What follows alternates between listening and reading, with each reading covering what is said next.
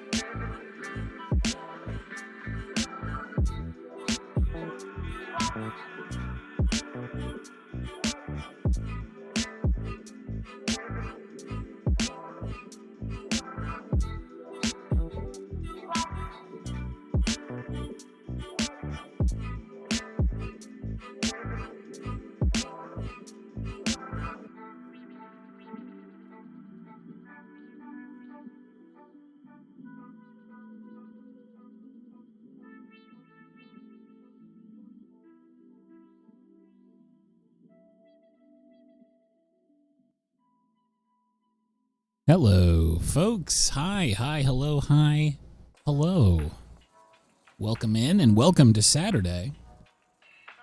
Looking forward to doing some relaxing painting today.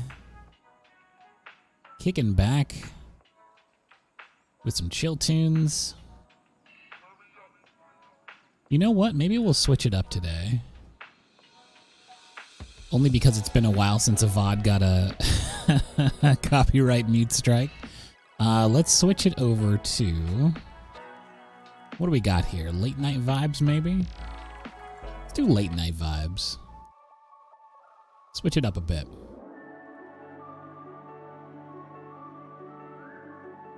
It's all within the Chill Hop family. Folks dropping major points on that non-dominant hand art stream. Love to see it, love to see it.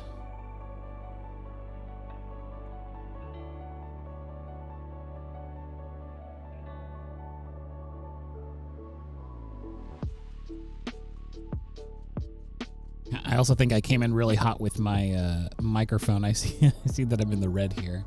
Sometimes it's hard for me to gauge. I have like 3 different splits on the audio. So there's what you hear, what I hear, and then a couple of different splits within Voicemeeter.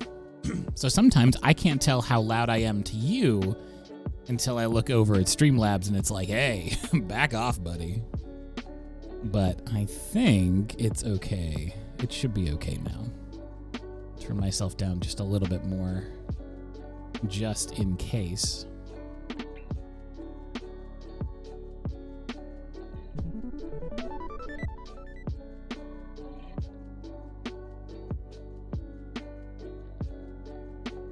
It's also weird because I never think of myself as having a particularly loud or boisterous presence with my voice, but I do know that I can be excitable. Hi, hello, welcome. Welcome in, everybody. I hope you're all doing well today. I've got the jelly gouache out once again. The countdown has concluded, which means it is time to start the stream. We're actually starting on time today. I am very bassy. Here's what it sounds like if I take all the bass out. This is me with no bass. Sounds weird, right? I sound like an old-timey radio guy. Maybe if I take all the treble out too. Hey, 23 skidoo.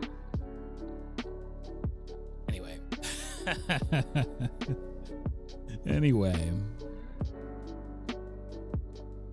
most of my voice is comprised of I'm going to call a low rumble.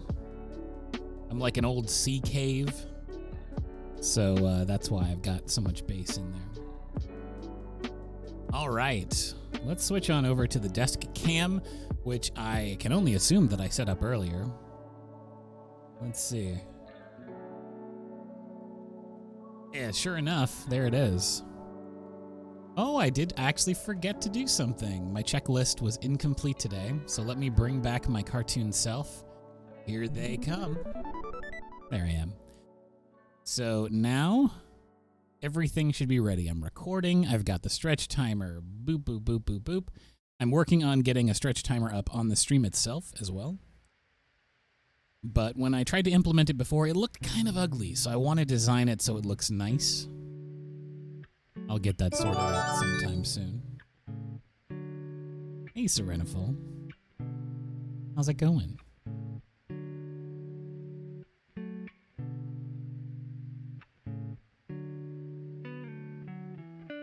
Well, let's go ahead and have some fun today. I don't really know what I'm going to be painting, so as usual, we're going to hang out and chit-chat while I look through my phone. I'll try to find something nice. If I can't find something on my phone, I'll go over to pcrepo.com and find a reference there. As usual, if you would like to see the reference that I do pick, I will be posting it in the art references section on the Discord, !Discord in chat if you would like to join us there. And at the very least, see the art reference that I choose. I was out yesterday for a very brief walk, and it felt like a storm was rolling in. I can't tell if it actually rained at some point or if it's still threatening to rain. But last night, the humidity was just very intense. It was like, I'm going to assume from the way it felt, 5,000% humidity while I was out. And there was these dark clouds. Let me see if you can see that. But it was... The contrast is a little weird just due to how I've keyed out the contrast for the stream, but those clouds were like very intense. Very, very intense. It was kind of fun. I like a good storm rolling in. Mostly because I know it's going to break the humidity.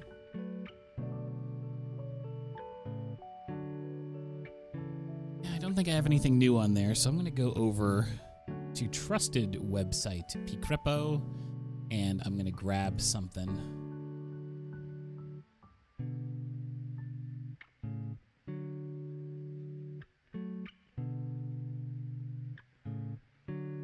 And I might combine a couple of things today. Something that I was thinking of painting recently was I draw on Thursdays. Those who join us on Copic Thursdays know that I draw a lot of Pokemon during Thursdays.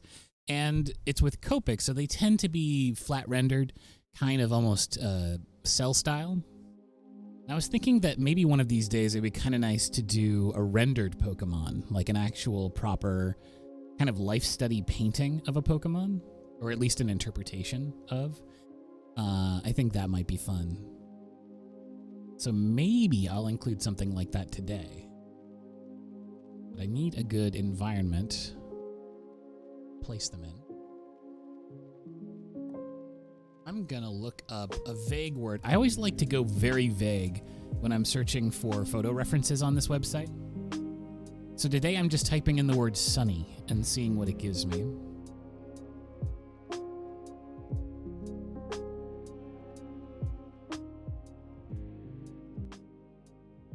So it seems like the music might be loud. There, I've turned it down a little bit.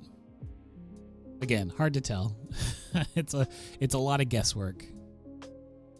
But let me know if the audio levels sound good. Oh, we're getting a lot of eggs in this search. I don't know why I should or shouldn't have expected that, but there's a lot of sunny side up eggs in this search for the word sunny.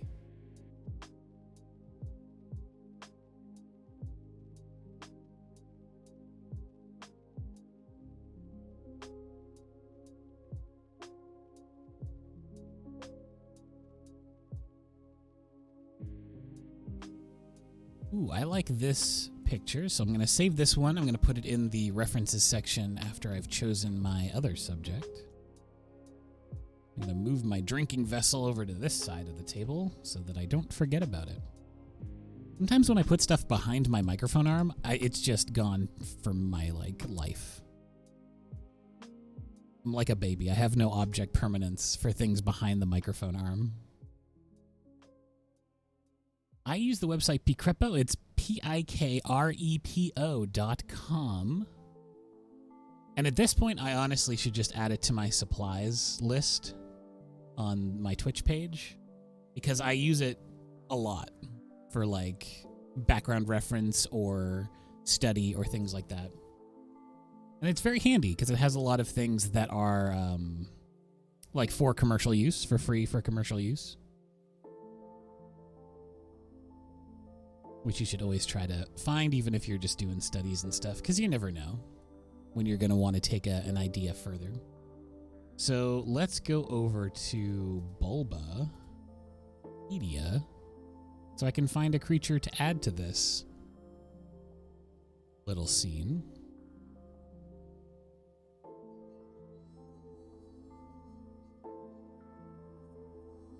I want to do something cute. Thankfully, there are a lot of cute Pokemon in our world.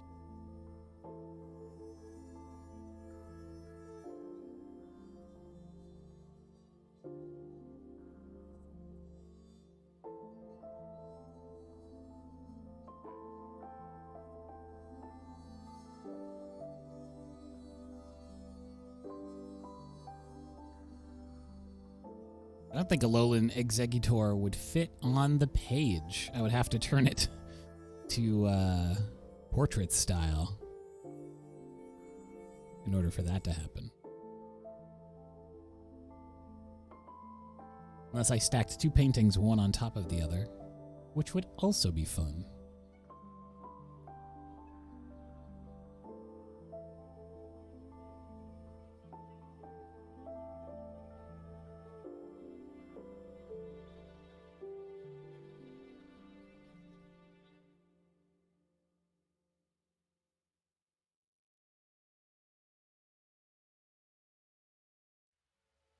That's messed up, Lyra.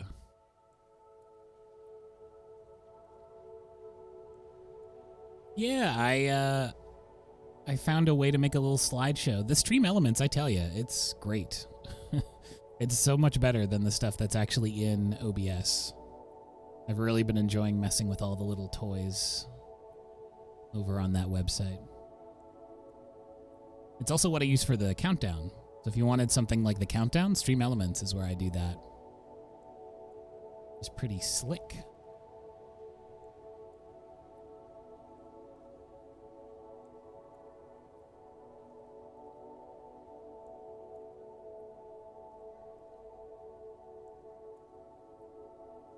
All right, I'm going to choose a famously difficult to draw Pokemon because why not? Let's challenge ourselves on this day. And I'm going to pick one more out of the scene. I'm going to pick an easy one to draw just to give myself a break. So I've got my references chosen. I'm about to get right into it, but before I do that, I am going to post my background reference to the Discord. So if you go into the art references section on the Discord, I will post just this very simple photograph. That's going to be our basic general setting for today. All right. I've got my water-soluble pencil here. And maybe I'll zoom in a little bit more because we are working on just a little painting today. Well, it doesn't help that I have a giant cardboard behind it. It makes it look even smaller by comparison.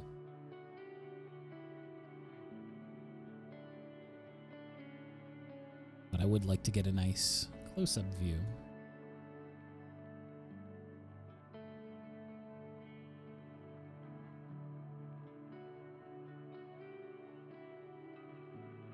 Okay. Now close all these tabs so I don't get overwhelmed.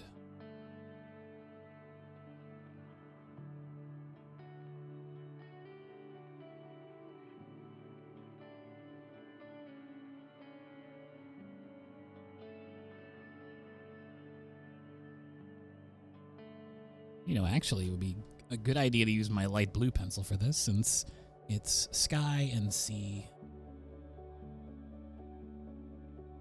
Some general lines here.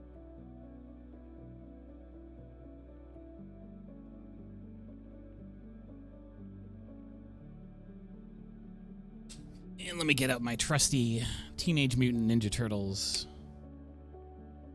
Copyright 1989.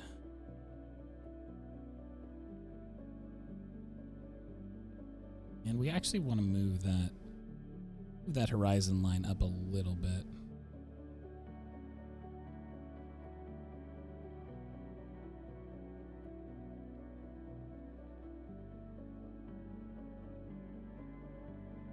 Kind of tricky from this angle because I can't see over the lip of the ruler. To get myself a lower desk or a higher chair.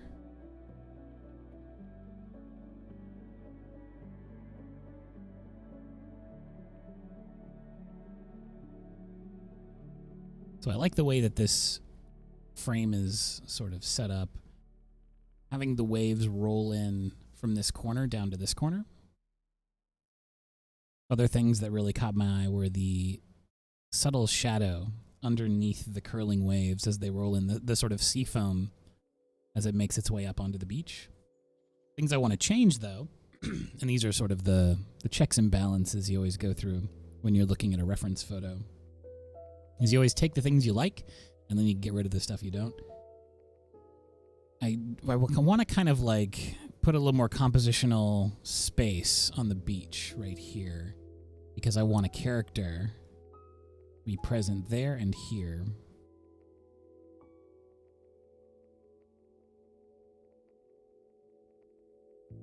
And I'm putting these down with the water-soluble pencil, so I don't really have to worry about the sketch lines sticking around if I don't want them to. I can just use some water and sweep it all away.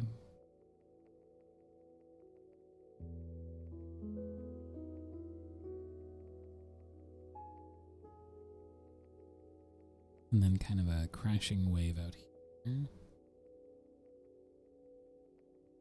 And there's a clear delineation between the area where you can see the beach underneath the water, where it's transparent, and then out into the ocean, where the water becomes that sort of bright azure blue.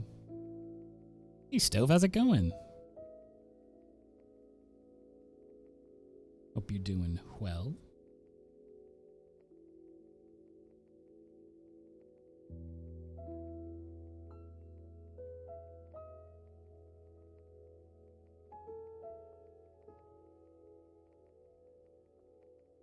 Okay, now let's see. One thing I like about Bulbapedia is they tend to have shots from every angle, at least the front and the back. Sort of the major angles. There we go.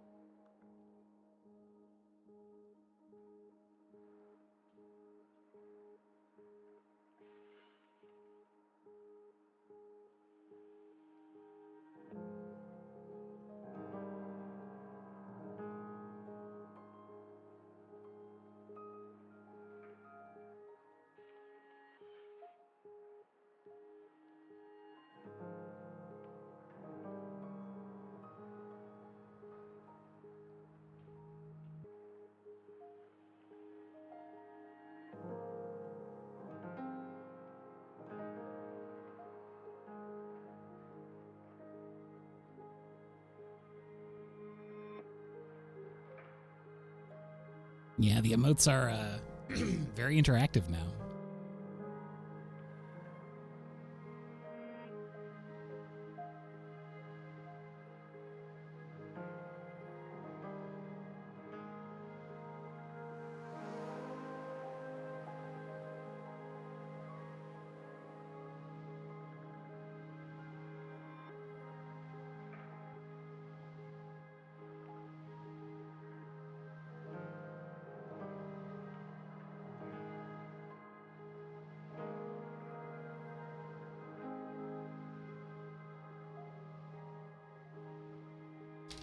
Okay, so that's enough of a sketch. I'm going to go in with some nice big flat brush strokes, but first things first, we need to put some paint on this palette. Go ahead and zoom out just a little.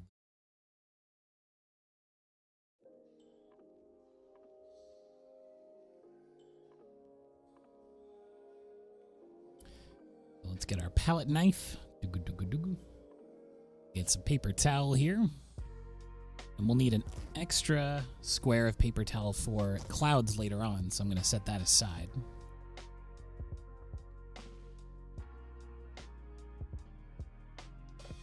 going to grab some white.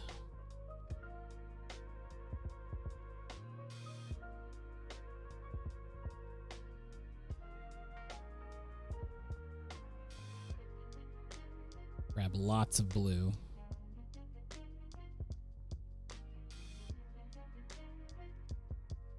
Just a touch of yellow to tint the waves, because we want that kind of, you know, tropical sea color.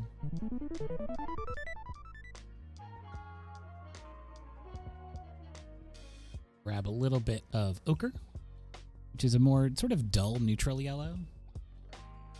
I'm going to use to neutralize some of the colors as well as provide some color to the beach. And let's grab a little bit of sienna.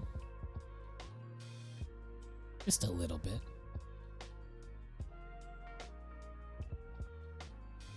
And I shouldn't need too much other than that. I'm just going to grab a couple of tinting tones.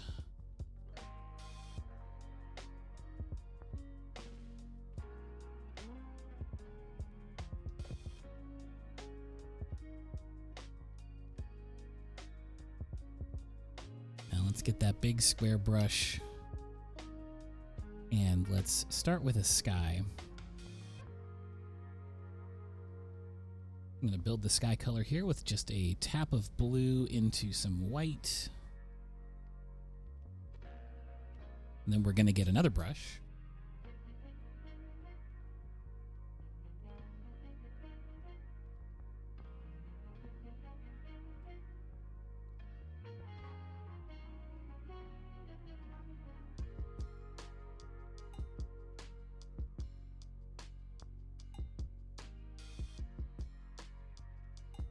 Needs to be cleaned off.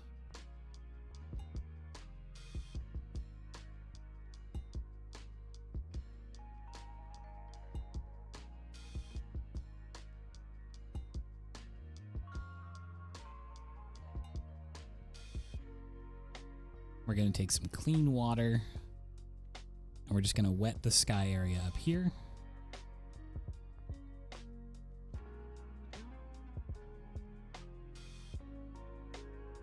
Really saturate the paper.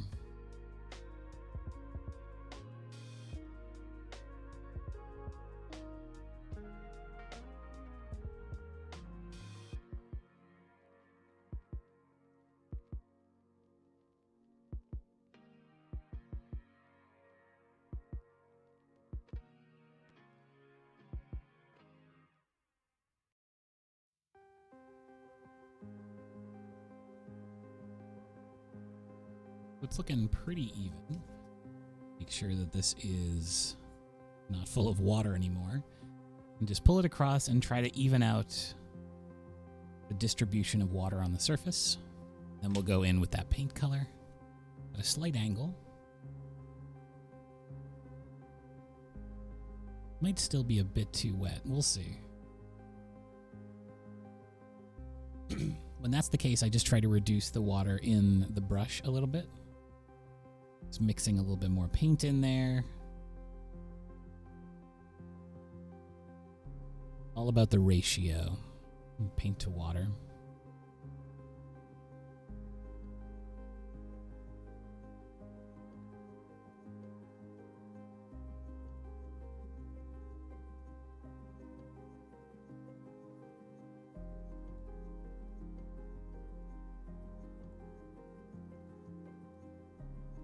And switch to the calligraphy brush and grab some red and more white. And try to make that shadow color underneath the cloud. Down along the horizon line.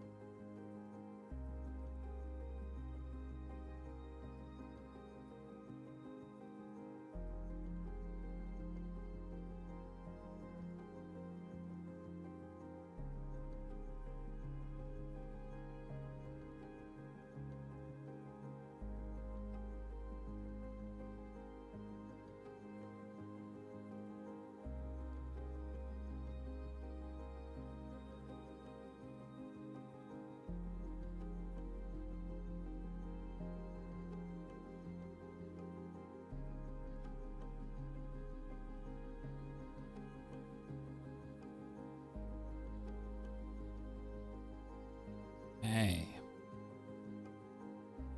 There's our distant sky.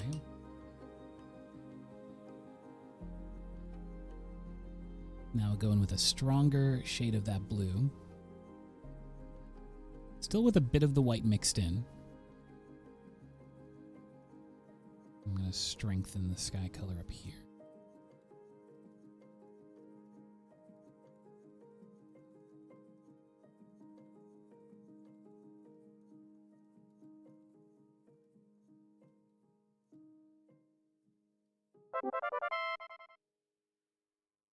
Hey, Stove, thank you so much for gifting 2 subs to the community.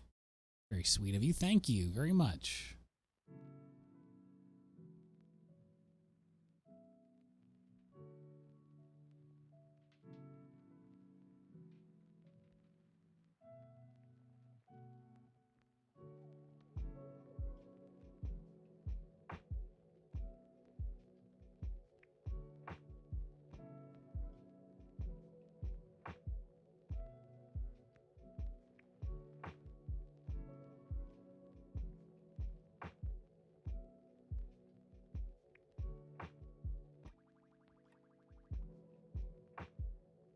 Aw, that's so nice. I'm sorry that your trip got canceled.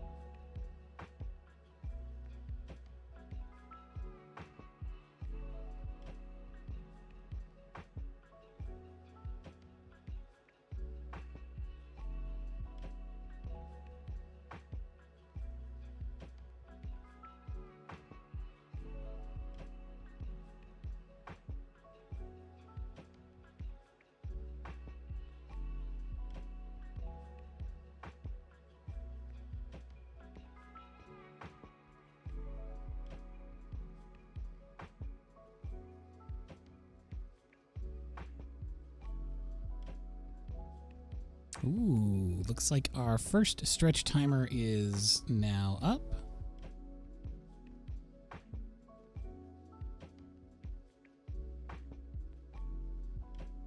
I'm going to go ahead and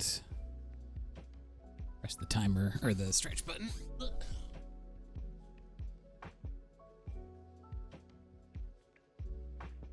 Stretch.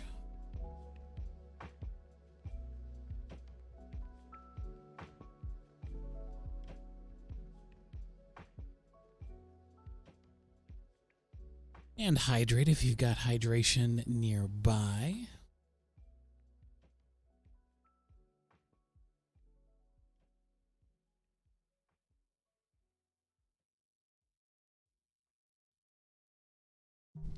All right.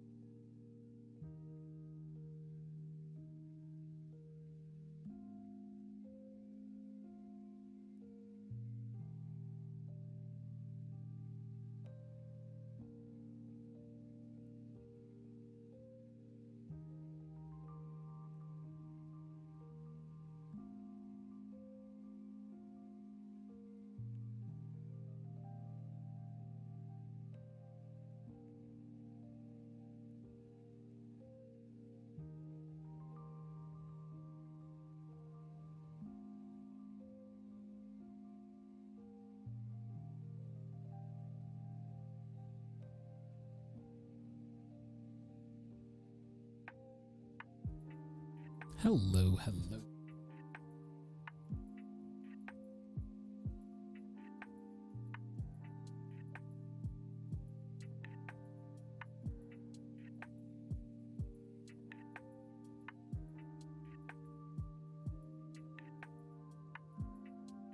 I'm mixing together a few different colors from the sort of beach sand mixture up into where the watercolor is.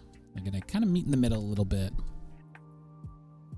But what I want to do is create a sense of being able to see the beach through the transparent water. So it's being obfuscated a little bit. There's a reflective surface that's reflecting the sky, as water loves to do. But also you can see the beach through.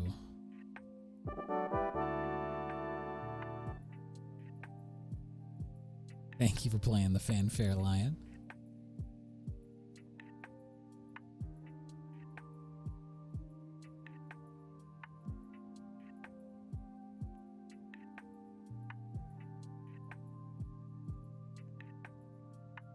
Hey Gizmo, how's it going?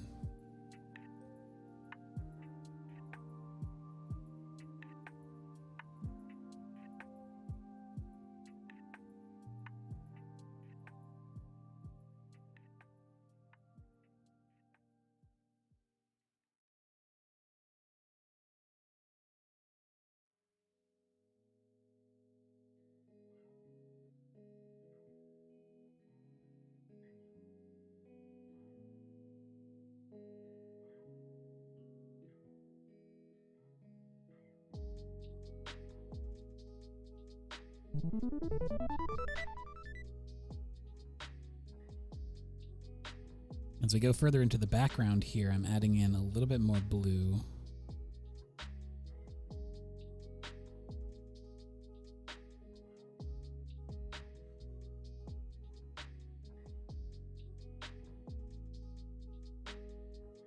I'll even add a bit of red to make that a purple mixture for some of these distant shadows on the beach.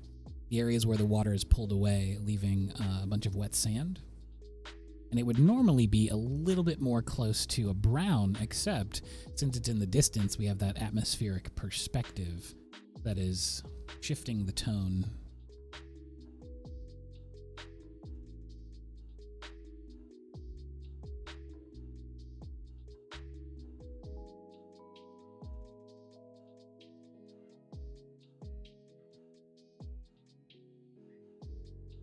Yeah, I so rarely do Pokemon outside of Copic Thursdays. I thought I would do a little bit of playing around with them today with paint.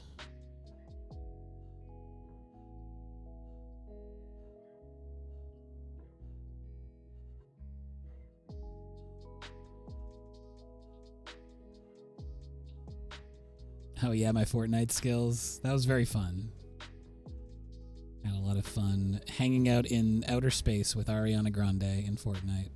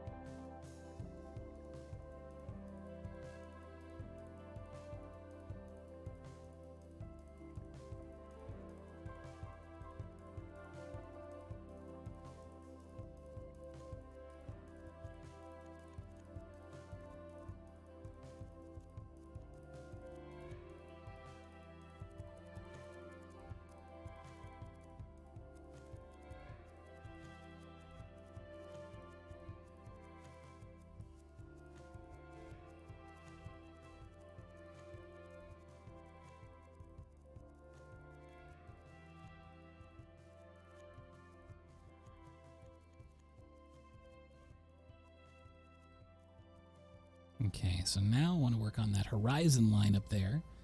Because A, it's a little uneven, and B, I want the color to be deepest as far as the ocean colors go in that distance. I'm going to turn it to the side so I can get a better straight line.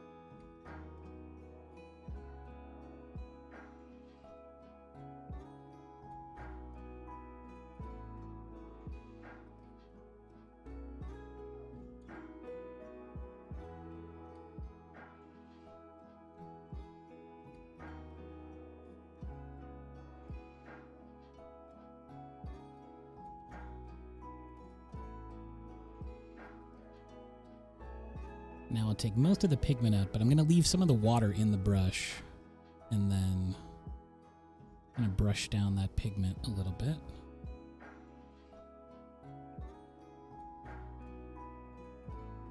I'm going to cut down into where this wave is cresting and splashing to do a little bit of negative painting around the back of it.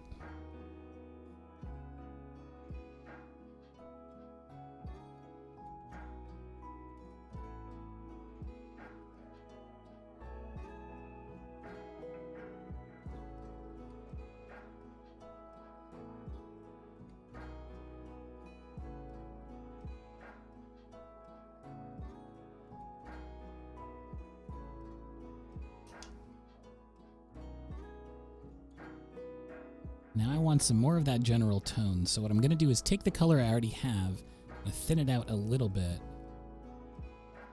and then paint transparently over top.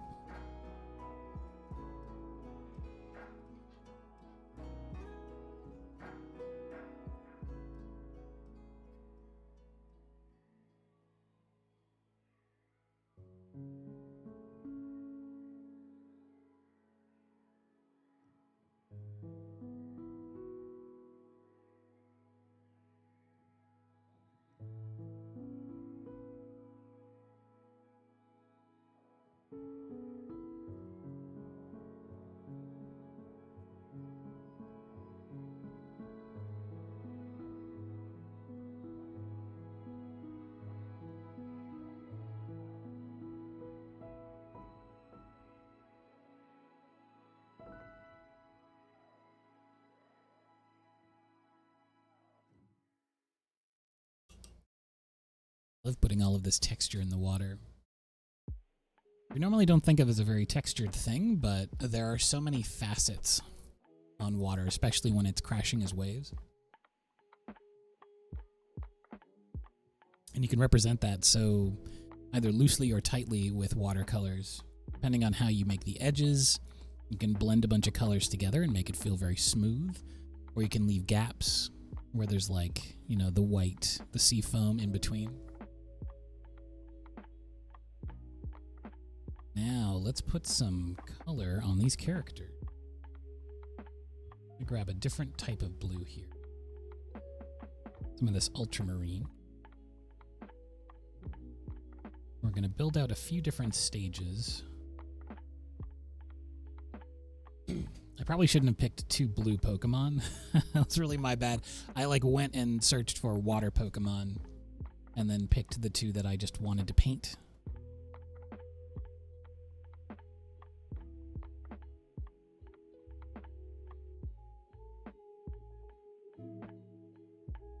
Actually, I've got an idea. Should just make it the shiny version.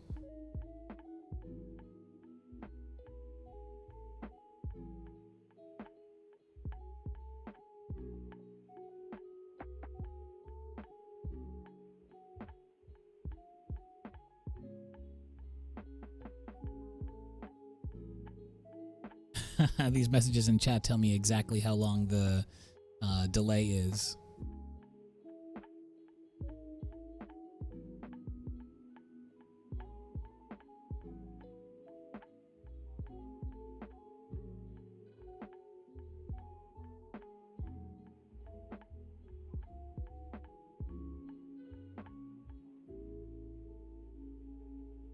I have doodled myself as a Pokemon trainer way back in the day. I used to do it quite a lot in my DeviantArt days, which was maybe before some of you were born. But yeah, in the early to late, or mid to late 2000s, I did a lot of those drawings. It was very fun.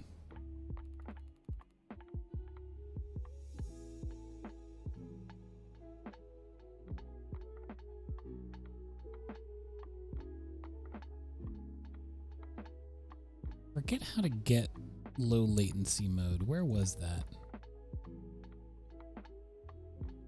Settings, stream. All right, I've turned on low latency. I don't know if it switches automatically, but I have enabled low latency mode.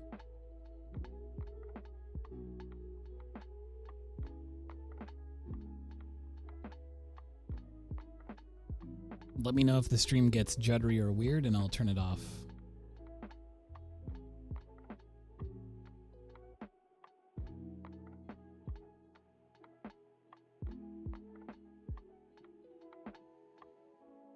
Now I want to go very light at first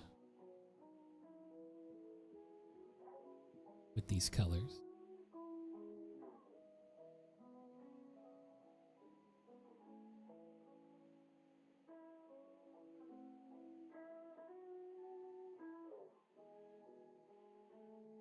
Oh, heck yeah. I always find it very fun when someone says that they know me from the DeviantArt days, because it feels to me like 3 lifetimes ago.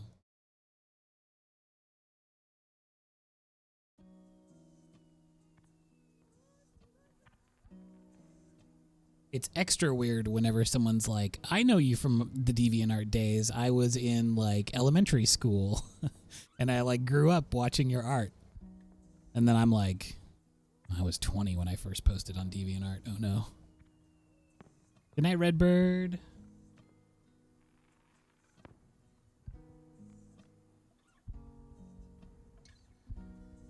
Still a bit too blue. I'm going to go back into the red.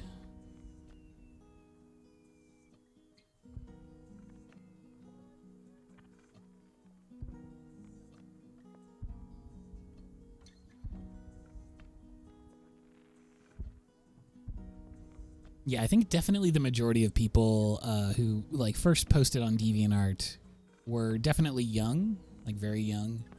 I was never that internet literate when I was younger. We had the internet from like 1995-ish onward, but I never like knew that you could post art. Scanners were prohibitively expensive in the 90s.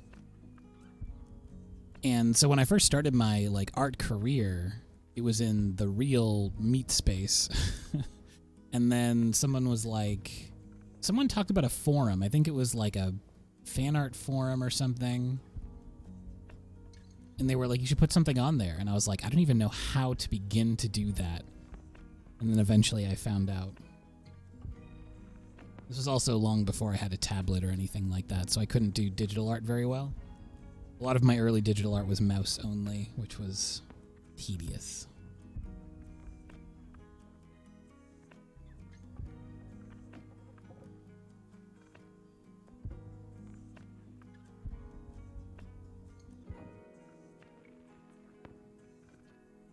Thank you, Couch Potato.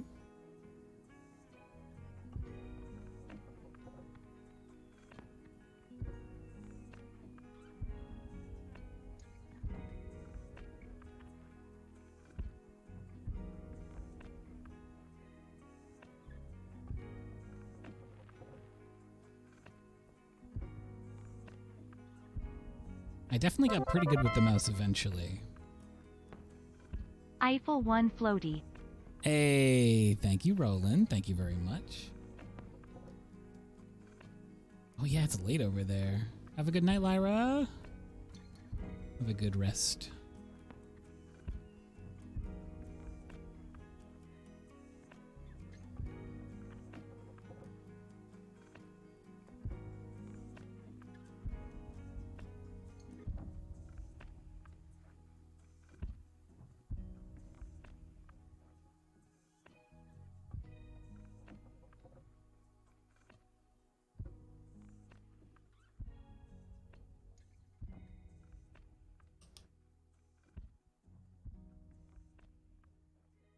Yeah, DeviantArt's a tricky prospect these days. Well, because things eventually transitioned over to social media, and it's such a different beast. Like, the internet itself, it's not like DeviantArt and Twitter or whatever, or Facebook or MySpace.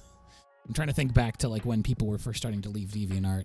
It's not like they were fundamentally different. It was like the internet now is fundamentally different than what it used to be.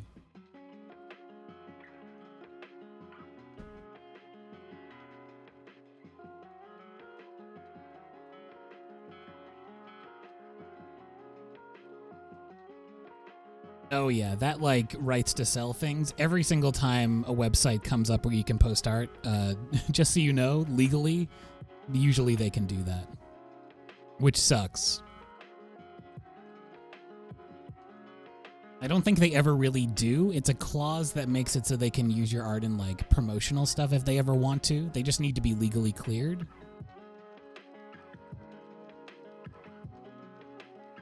And because copyright law is insidious, that is how they go about doing it.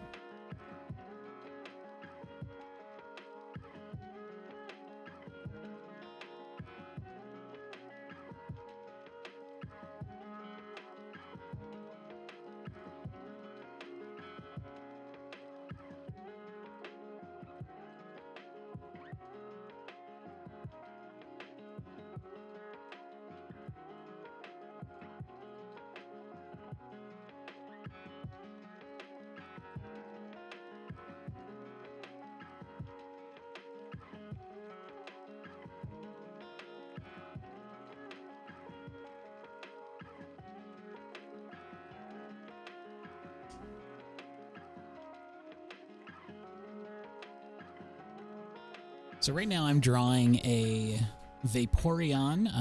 It's from behind. They're like looking out, and over here is a little Poliwag who is floating in the waves, and they're having a little meeting together.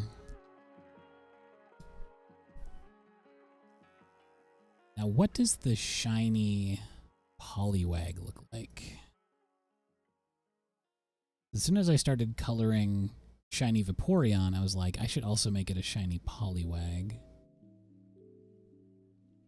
It's kind of the same color. It's a little bit lighter, a little bit greener.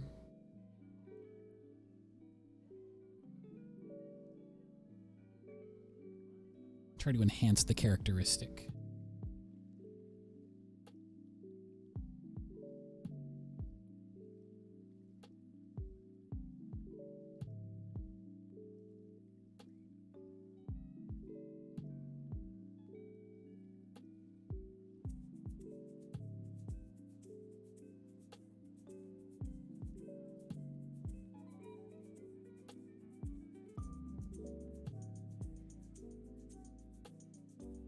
Yeah, the beach will definitely come into clear focus once I start putting down that yellow ochre and tint it up, which will be good because a lot of the stuff right now, it's very monochromatic. It's very like blue sky, blue water, blue-ish Pokemon.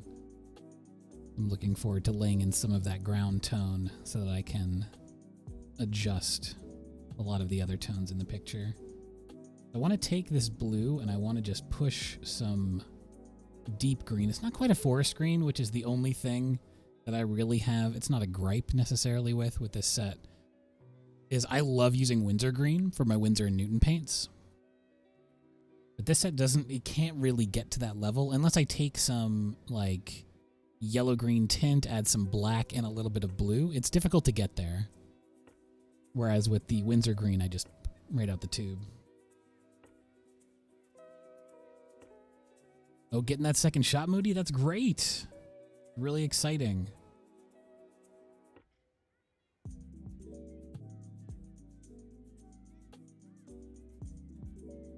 I definitely understand that feeling, though. I was very much the exact same way.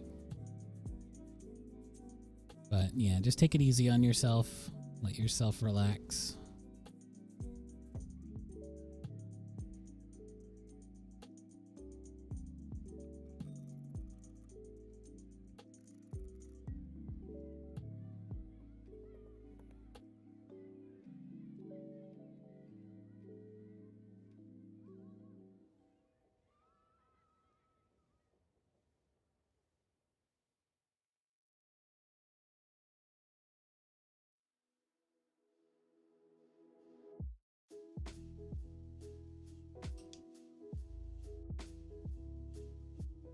Now let's put some nice bright white blue on that tummy.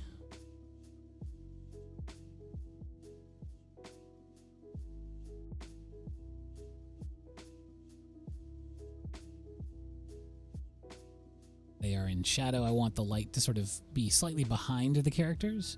So I have backlighting on the Vaporeon here, which I'll be able to show a bit better with some shadows casting.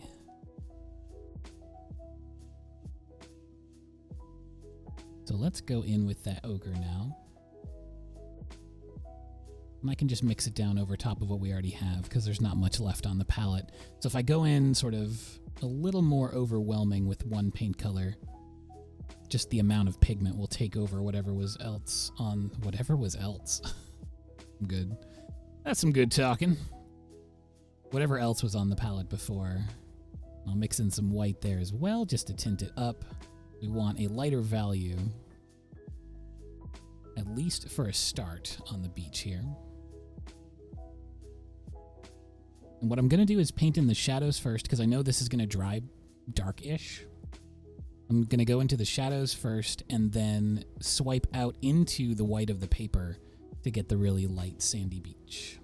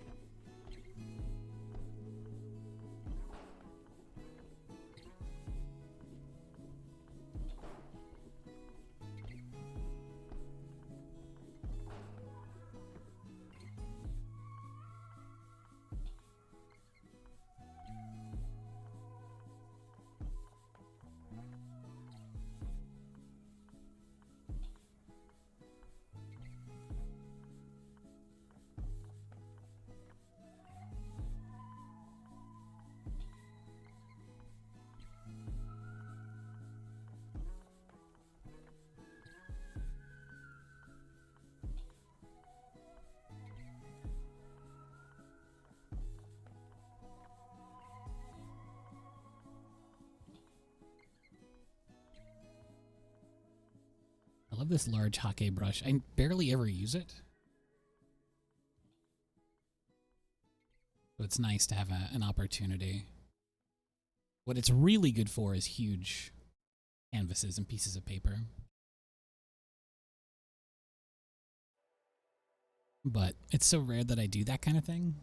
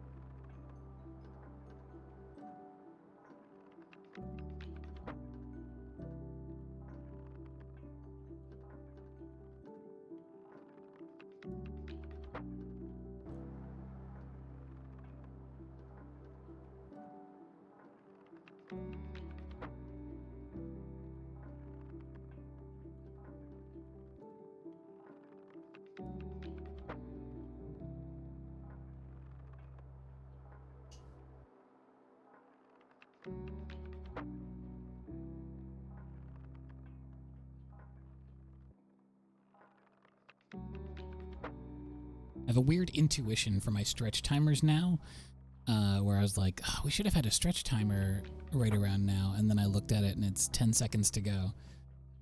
So I guess before I put on this next color pass, we're gonna do a stretch.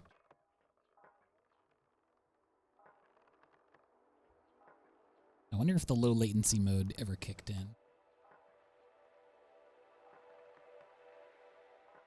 Stretch.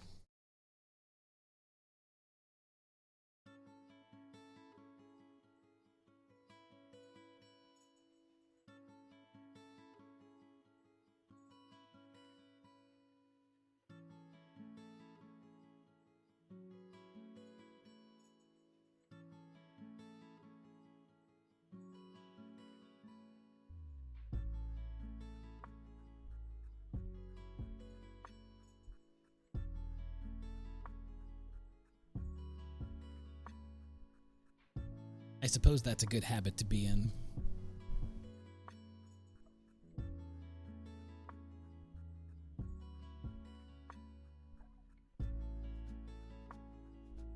Okay.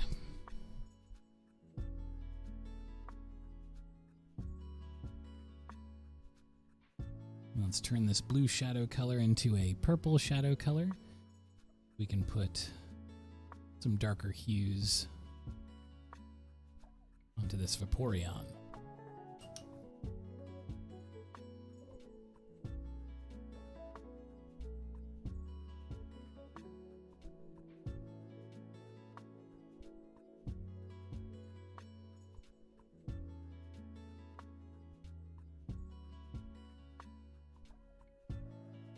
Super dry yet. I think we can start putting on some shading though. But just to make sure, I am going to give it a pass with the old hairdryer.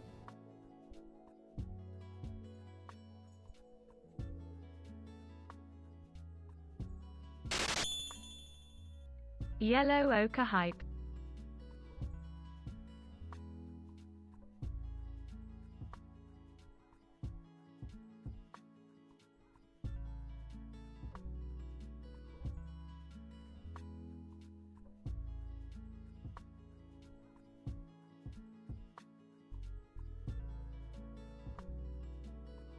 Thank you, Stowe, for that yellow ochre hype. Agreed. We love a yellow ochre.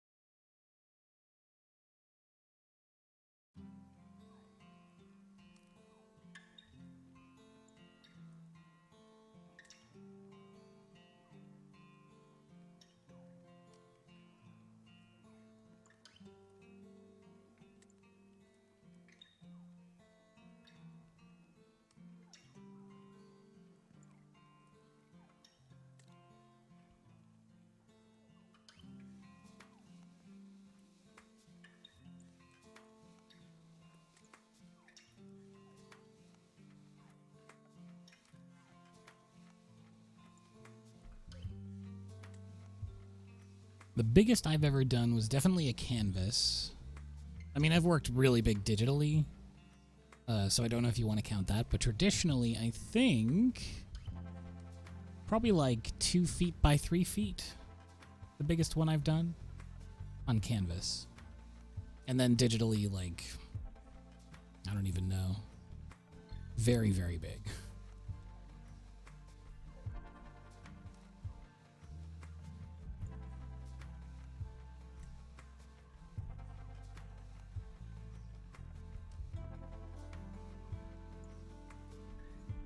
And I've got a bunch of beautiful, not enormous, but like pretty big, like 1 foot by 2 or 3 feet panoramic canvases downstairs that I would really like to work on, but I haven't had an opportunity to get over to the Michaels to buy some acrylic paint. So I might order some online from the art store in the city, because I would really like to do those, especially for streams. One of the reasons why I bought this boom arm for my camera was so that I could raise it way, way, way up and have a nice view of a huge canvas that I could work on. And I've got a lot of canvases downstairs, so that is definitely something I'm thinking about doing soon. Because I don't think I've done any acrylic painting on the stream before.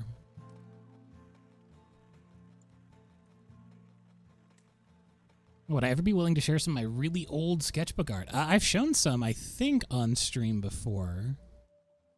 I've been doing traditional since 2017, so however long that was. 4 years? 5 years? And in that time, I've only in the past, I would say, 2.5 to 3 years been keeping a regular sketchbook. But I do have some really old sketches. If one of these sketchbooks is.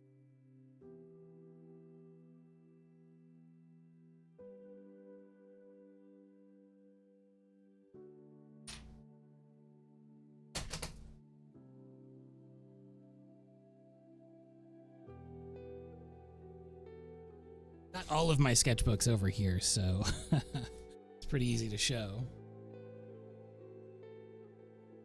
This might be one of the oldest ones.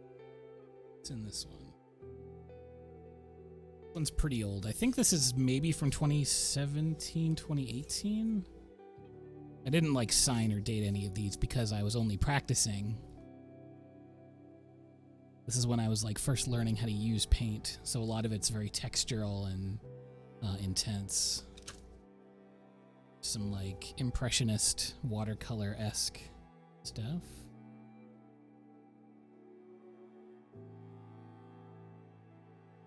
A lot of like weird alien environments.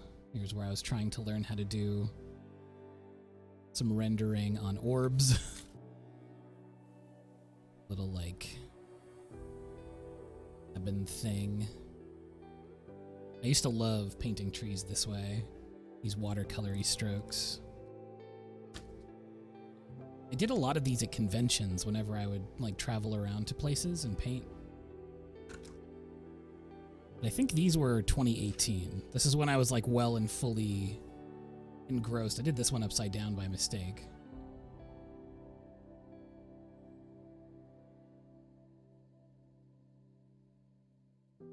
Yeah, I've been doing traditional art for 4 years. I've been a professional artist for almost 20, but it was all digital. I've like mostly done digital throughout my career, and then in the past few years, I picked up traditional as like a fun hobby thing, and then eventually just it took over my entire life in a very good way. Because I had hit a point with digital where I wasn't having fun making art anymore.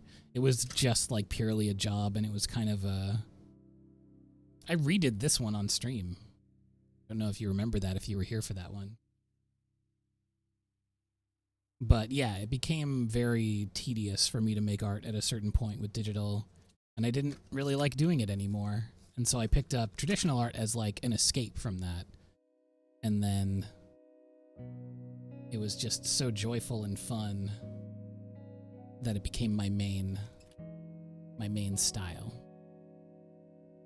Which is nice, because then I ended up bringing a lot of those techniques with me back to digital, and then I kind of found a way to love digital again.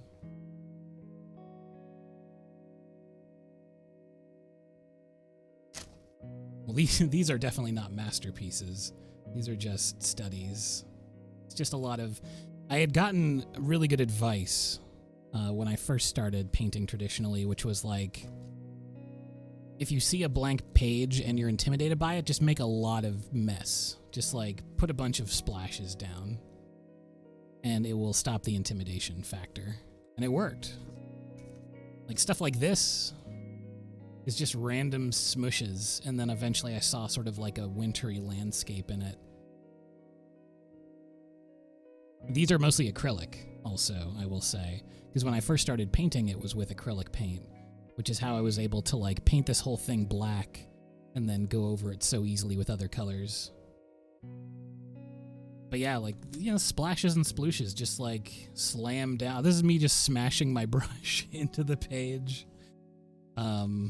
Yeah, I got a blank page right here.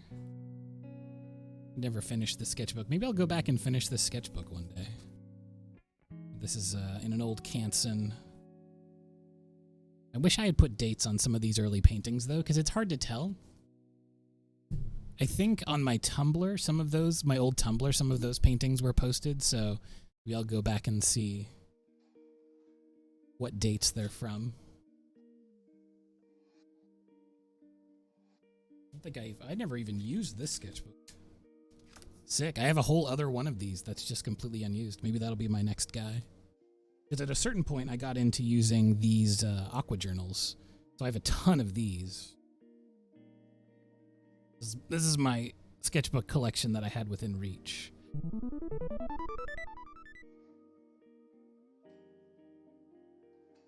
What is this one? Oh, Acrylic and Gouache, November 4th, 2017. That's when this one's from. So these are some of my earliest paintings, because I had started painting in April. I always mark the date as April is when I started doing traditional, April of 2017. So this was also a lot of me traveling, doing sketches while I was on the road.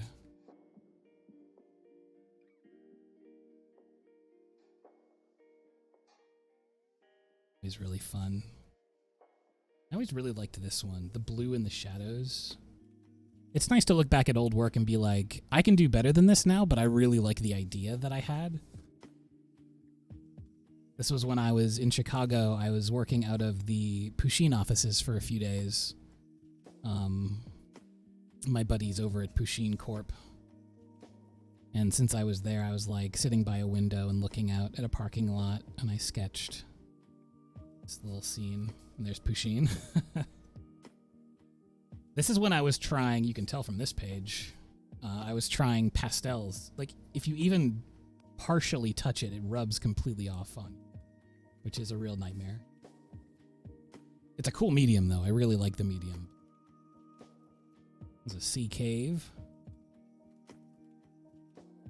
There's another one I really like. I like the colors and the atmosphere from this one. I was a big, like, put a ton of water down and just let the paint go wherever it wants kind of person. This is where I was trying flicking for the first time. I was flicking the white paint to make it look like snow.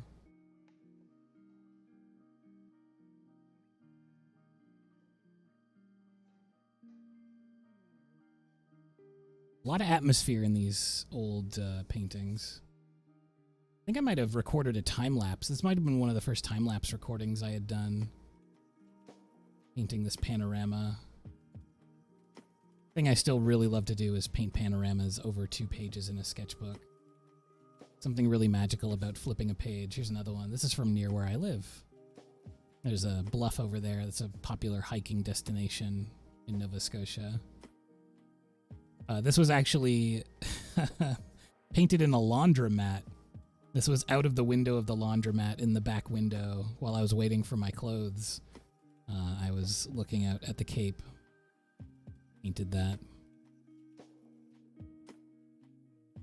There's a snowy snowland. Trees. This is when I first got this might have been a pit pen, the trees. Somebody was asking me about pit pens the other day on stream. And I had just gotten gifted some pens, so I wanted to test them over top of my acrylic paint. So I drew these little trees. And that's the end of that sketchbook. This is a Strathmore. November to December 2017. So this was over the course of 2 months. I like decimated this sketchbook. This is when I went to my brother and me show. And a Polygon sticker as well. It was a fun show. I got to go backstage and meet those McElroys. But yeah, I've got a lot of sketchbooks, and I love to go through them. I'm a big nostalgia guy. So any opportunity I get, I'll go through those things.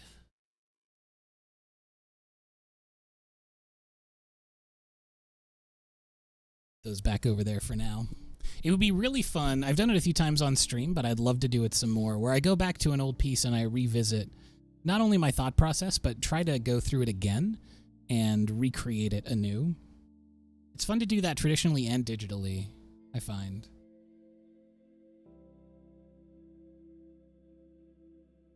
But I definitely don't go through sketchbooks now as fast as I did when I was first sort of caught by the bug, let's say. Because boy howdy, I got real into painting. Like every single second I was awake, I wanted to paint. And to an extent, I'm glad I chilled out a bit about that, because it was like taking over my entire life. The hyperfocus was real. But I also loved, you know, how much I made, and it's nice to look back on that stuff now. It's good to have a record of that time in my life. Because even when things, you know, weren't good or whatever, at least I was painting and thinking, and the act of creation.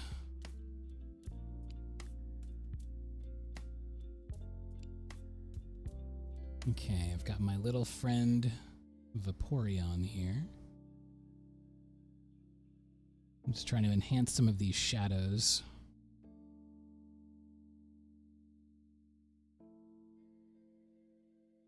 Now I'll thin that out.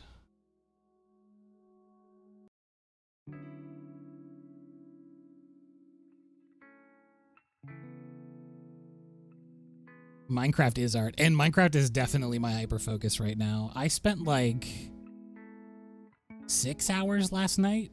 I'm sad that Lyra's not here anymore. Lyra, if you have this on as you're trying to fall asleep, or if you see the VOD later, just know that I've been trying to replicate the... At one point, Lyra made this really cute Japanese shrine next to the house I was building, and it was so nice. And recently I've been moving a lot of stuff around on my Minecraft property, and one of the things I've been trying to do is replicate that shrine. I took a bunch of screenshots before I like removed it so that I could build it again. And it was so intricately made that I'm having just the hardest time trying to replicate it. But it's been really fun. I love playing Minecraft so much right now. Been having an absolute blast. The other day, everyone on the server banded together with me to clear out all of the land on my property, like just flatten acres of land so that I could build out this huge castle town and like elaborate field. It was really, really cool. And I'm definitely going to show that stuff on stream.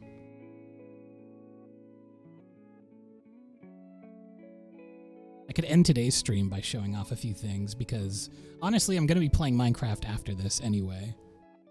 So I wouldn't mind hopping on for a few minutes at the end of this stream and showing you what I've been up to.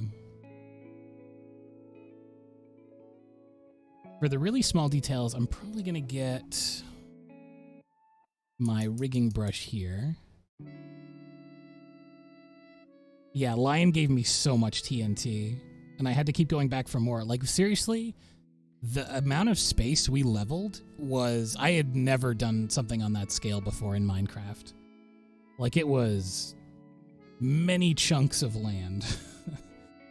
Several blocks down. Like, we flattened the whole thing. It's very impressive. It was super duper fun. Oh yeah, Stove, when you log on, go to my castle, and there's a bunch of chests out front, and there's hundreds of stacks of dirt and cobblestone and everything. It's frankly a problem.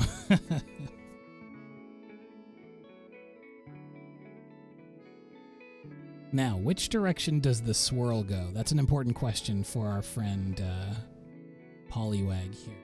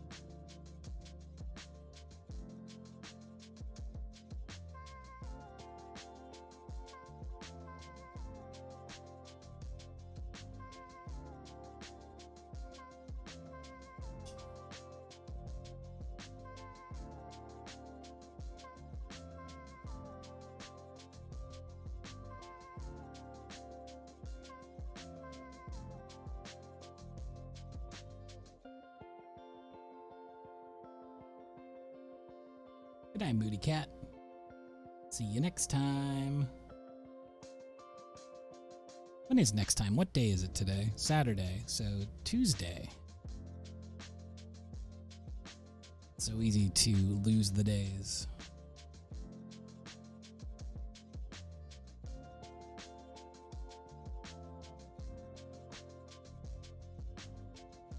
Well, thank you very much, CCCs. Your name is very fun to say.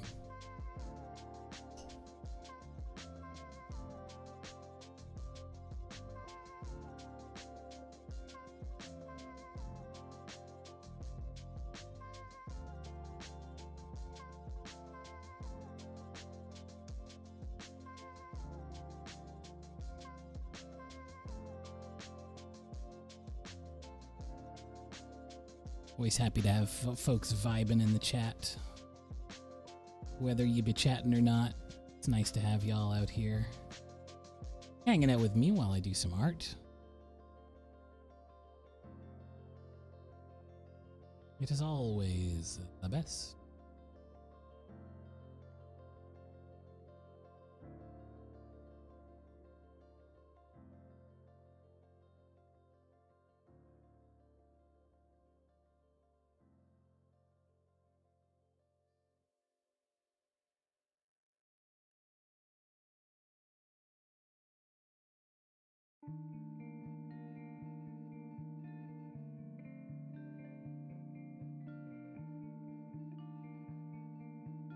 What is the definition of lo-fi music?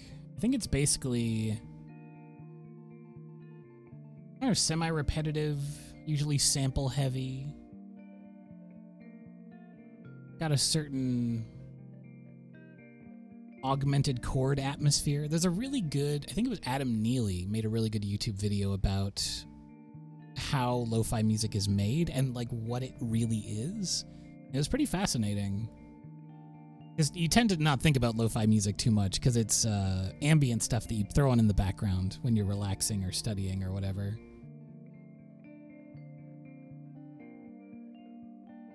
But it's pretty interesting the production sense that goes into creating it. And one of the main reasons it gets uses? I'm having a real tough time with English today, but that's okay. One of the main reasons it's used by content creators is A, because it's unobtrusive, doesn't get in the way. Usually doesn't contain lyrics, so you can talk over it pretty easily. And also, like with Chill Hop, which is what I use, they won't copyright strike you, which is very nice.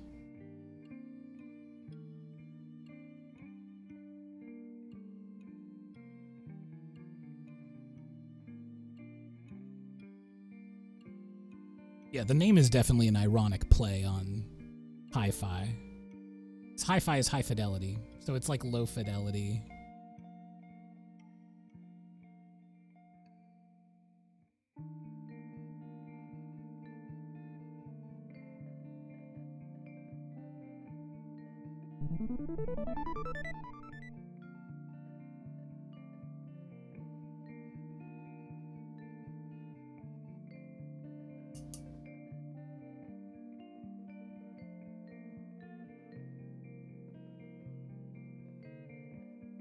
I think Muzak is technically different in terms of its composition.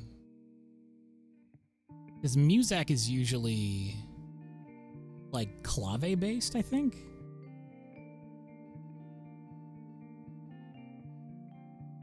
I could be wrong about that. I always think of Muzak as being what they would play in old elevators.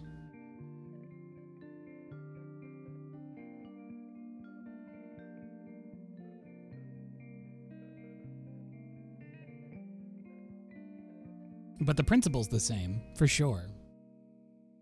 Music that doesn't get in the way, I think, is what the broadest possible generalization could be.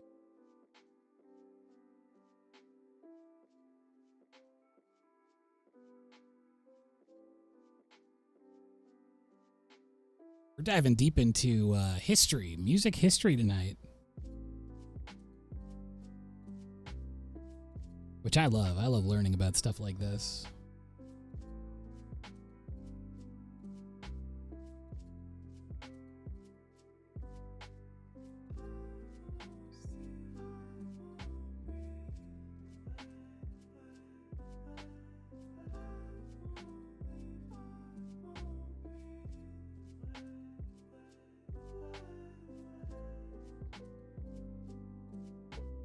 My my even remotely interesting take on Muzak versus lo-fi is one was created that, like, if they're the same, one was created by corporate entities to fill a need, and one was created by individuals to fill a need for their peers.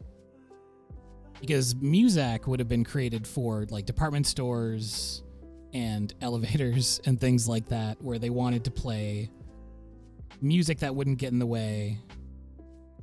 And then lo-fi, to me, it mostly sprung up on YouTube as study music, right? Like the classic, the famous. Like the famous example of lo-fi is lo-fi beats to study and relax and whatever too, with like the anime girl.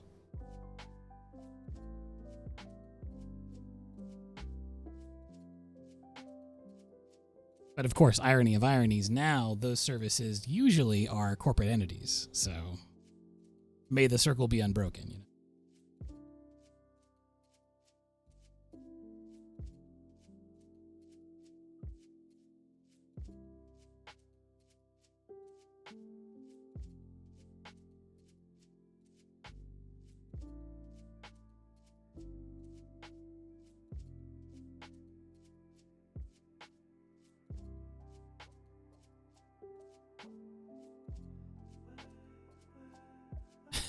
Music was invented by Ariana Grande when she landed at Tilted Towers.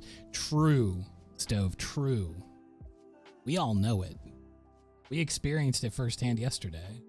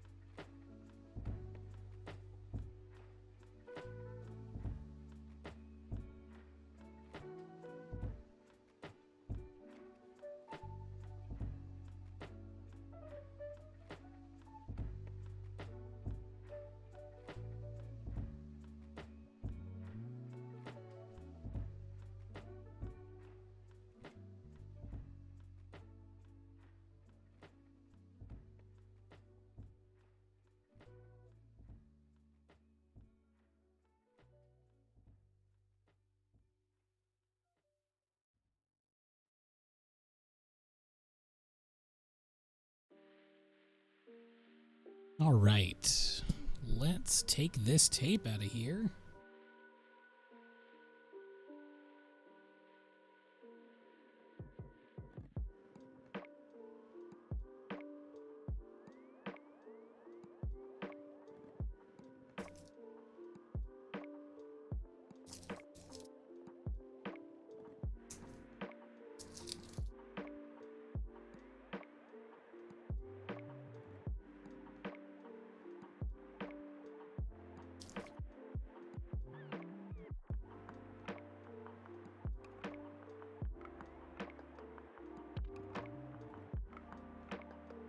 And let's sign this. It is the 7th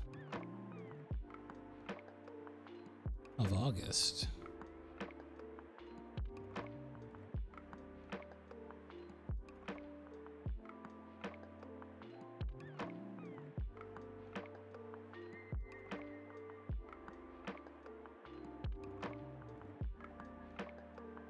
What did I do before Blue 3M? I've always used some kind of painter's tape. When I'm working with Copics, I tend to just use regular Scotch. Cheap stuff from the dollar store. I think I used Duck brand at one point or another. Whatever I can find that has a easy release.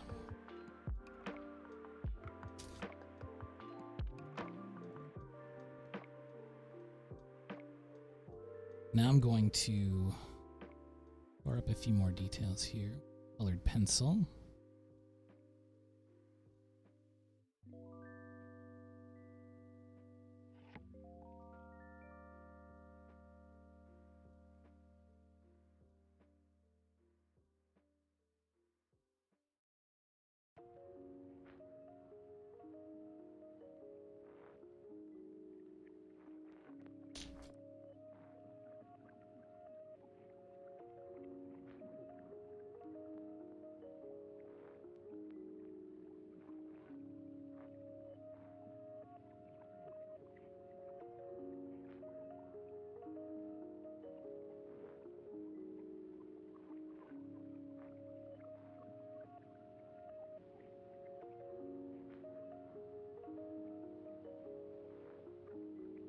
The nice thing about having the cool and the warm colored pencils is being able to do something like this where I've got the sky color as well as the sand color.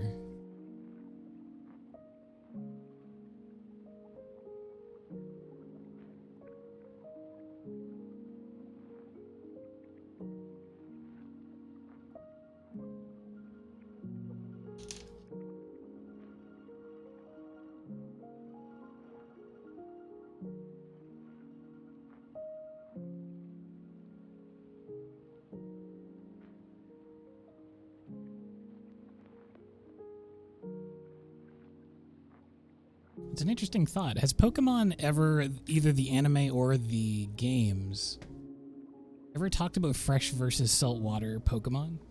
I'm sure they have at some point. I have to imagine.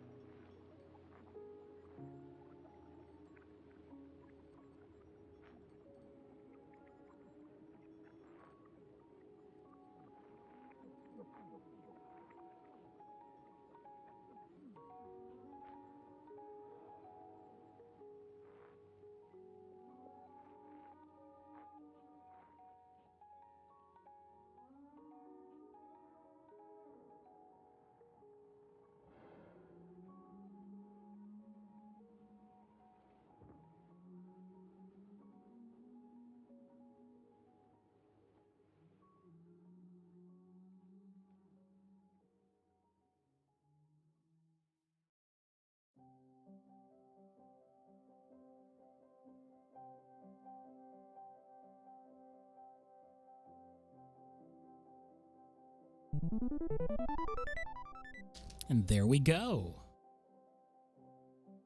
Now we've got that.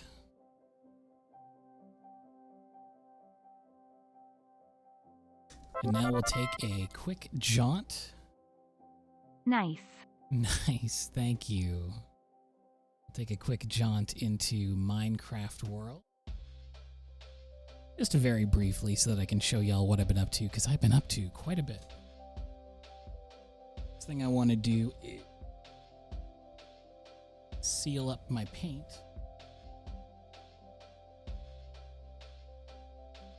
And thank you very much, Reverend Papa John. I appreciate it.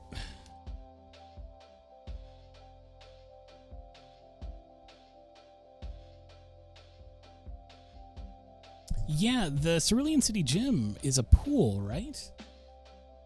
Or did they just have, like, the fresh water from the river, or... Is Cerulean near the ocean?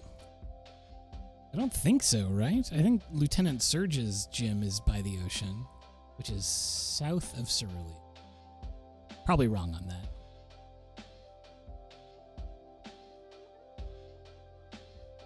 Probably wrong.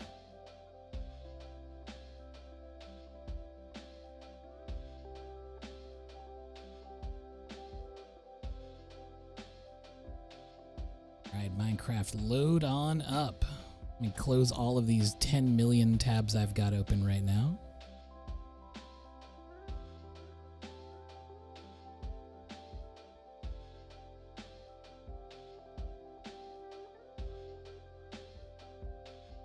And now I'll edit my info. Secret Minecraft. I'm just going to call it Secret Minecraft. And category Minecraft. Just so no one gets confused. Done.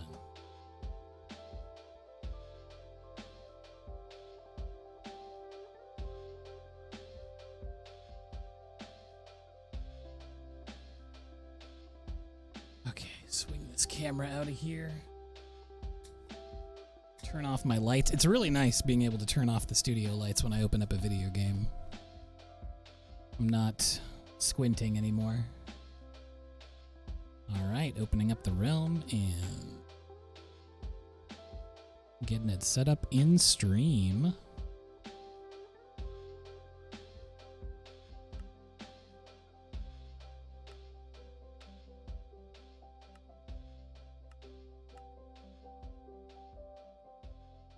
Alright, it's gaming time, gamers.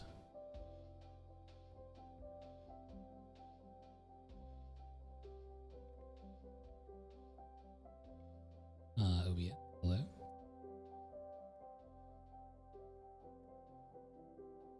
Oh, my OBS is struggling. There we go.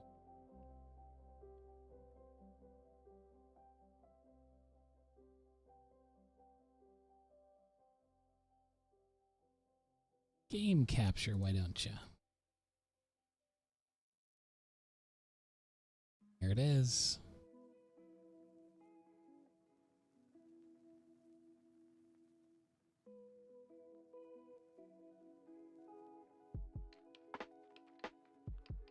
I play in ultra wide, so it looks very ultra wide right now.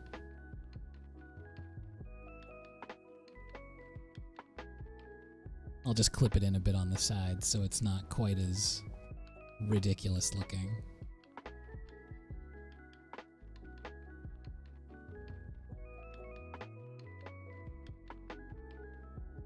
Beautiful. So here's the shrine I was talking about.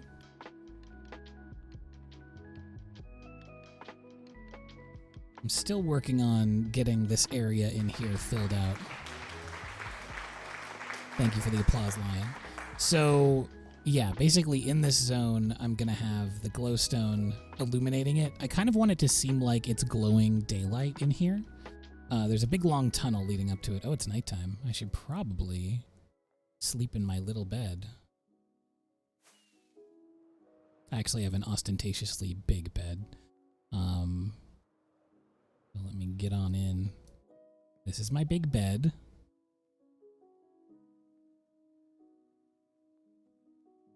Okay.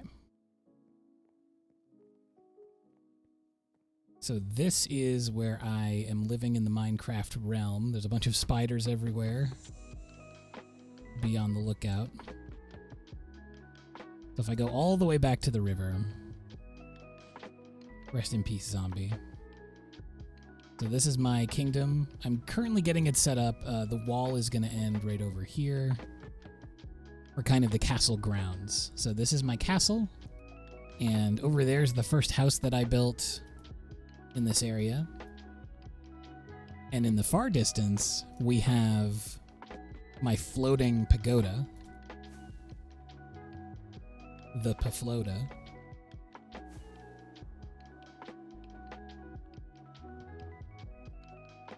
Which I like very much. That was the last big thing that I worked on before flattening the ground. So yeah, all of this out front used to be hills and mountains and stuff. It used to be very high up, and then we flattened the entire thing down on that side, and also around the back. Still a work in progress back there. But I have my, what I call the Demon Shrine back here, which is a Torii gate that has a nether portal built into it, which is very fun.